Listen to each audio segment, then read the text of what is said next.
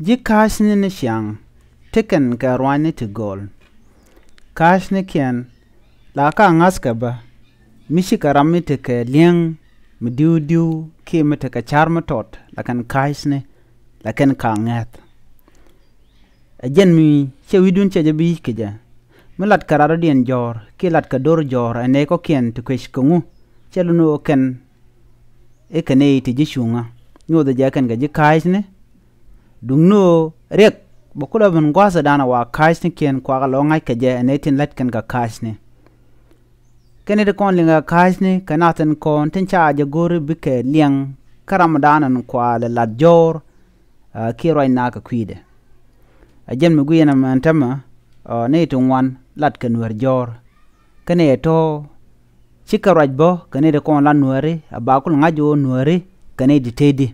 lagan weling neme chalat arada dien bukan chu ngat enamo cha cholen go to ye rach ajen kwala cholo ye rach kacha ameni mi